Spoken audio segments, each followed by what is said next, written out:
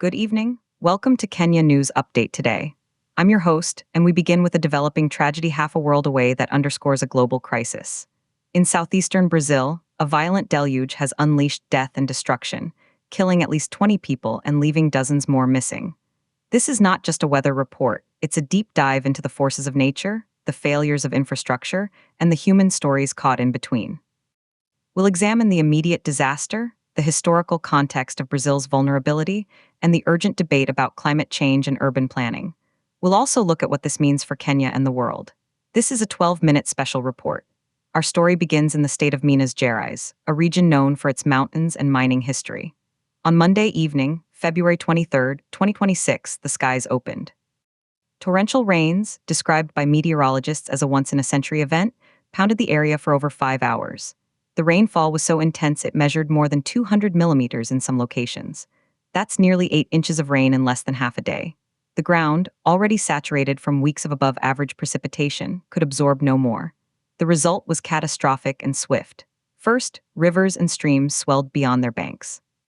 The Paribuna River, which runs through the city of Juiz de Fora, transformed from a waterway into a raging torrent.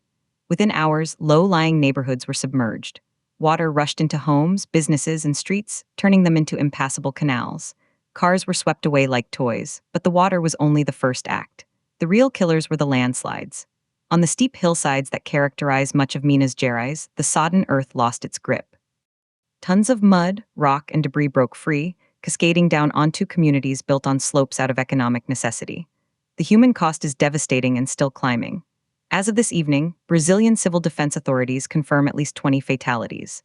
The city of Juiz de Fora, with a population of over 500,000, has borne the brunt, accounting for 15 of those deaths. In the smaller city of Uba, about a 2-hour drive away, 4 more lives were lost. One additional death was reported in another municipality. But these numbers are not final. Dozens of people, estimates range from 30 to 50, are still missing, buried under mud or swept away by floodwaters.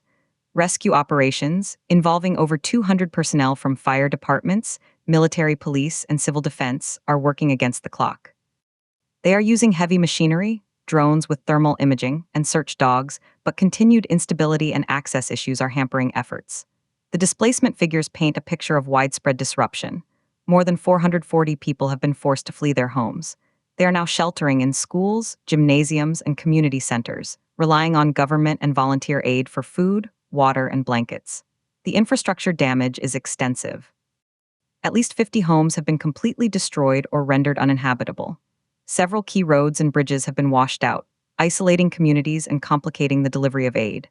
Power outages affect thousands, and communication lines are down in the hardest-hit areas.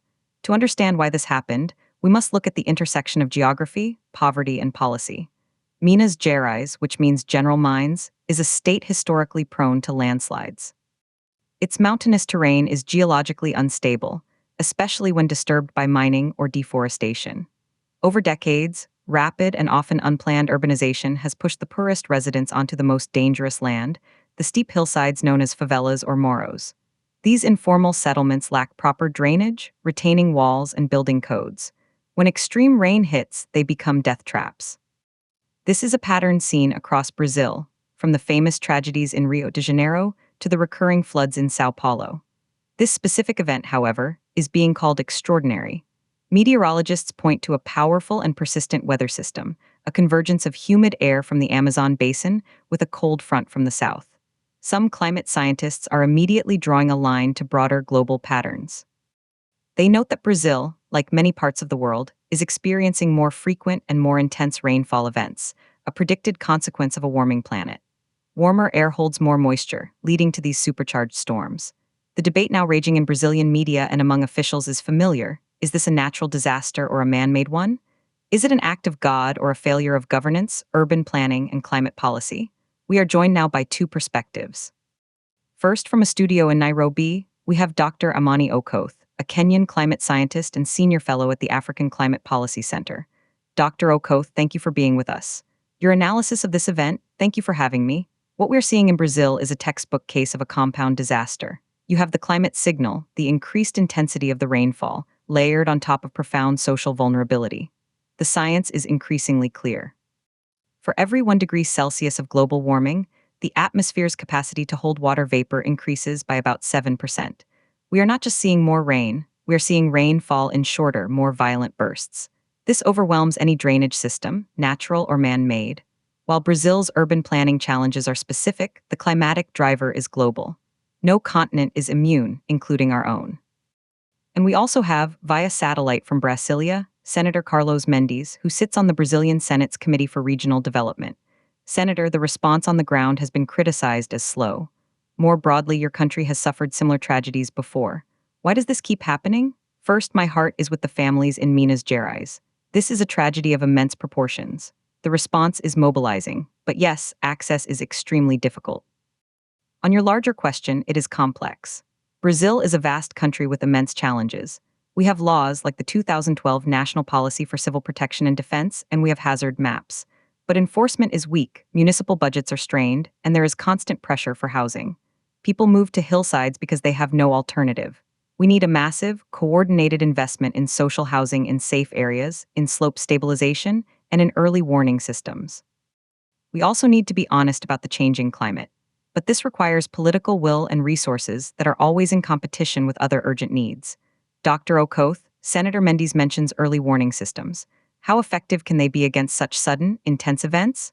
Early warning is critical, but has its limits with flash floods and landslides. You might have only hours or even minutes. The key is coupling the weather forecast with a clear understanding of community vulnerability. You need to know not just that it will rain 200 millimeters, but which hillsides are most likely to fail and exactly how to evacuate the people living there. This requires granular data and community-level preparedness, which is often lacking. The ultimate early warning has been the pattern of disasters themselves. They are telling us loudly that business as usual in how we build our cities is no longer viable. Let's bring the focus closer to home. Kenya is no stranger to flooding. The 2024 and 2025 long rains caused significant displacement and damage in counties like Kisumu, Nairobi, and Tana River. While our geography differs, the underlying principles of vulnerability are similar. Informal settlements like Kibera or Mathare in Nairobi face flooding and mudslide risks. Our urban expansion often outpaces planning. The question for Kenyan policymakers and citizens is, what lessons can we draw from Brazil's latest calamity? First, the data on precipitation extremes. The Kenya Meteorological Department has already noted an increase in the frequency of heavy rainfall days. Projections suggest this trend will continue. Second, the economic cost. The 2025 floods in Kenya caused an estimated 500 million shillings in direct infrastructure damage and displaced over 120,000 people. The indirect costs to agriculture, health, and education are far higher. Investing in resilience, better drainage, protecting wetlands that absorb floodwaters, enforcing zoning laws is not an expense, it's a necessity for economic stability. There is also a diplomatic dimension. Under President William Ruto, Kenya has positioned itself as a leading voice on climate action in Africa. At COP29 in Baku last year, President Ruto emphasized the need for global financing mechanisms to help developing countries adapt. The tragedy in Brazil underscores that this is not just an African issue, it is a global one. Wealthier nations in the global north and emerging economies like Brazil are also struggling. This could create a new coalition of the vulnerable, pushing for more urgent and substantial international cooperation.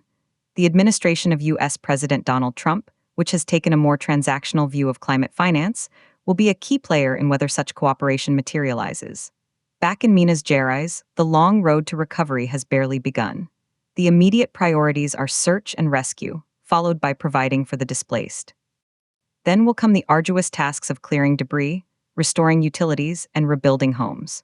The bigger, more difficult conversation about whether to rebuild in the same high-risk locations or to orchestrate a managed retreat will inevitably follow. These are painful choices involving people's livelihoods, memories, and sense of place. As we conclude this deep dive, the images from Brazil are a stark reminder of nature's power and human fragility. The death toll of at least 20 is a number that represents fathers, mothers, children, and friends.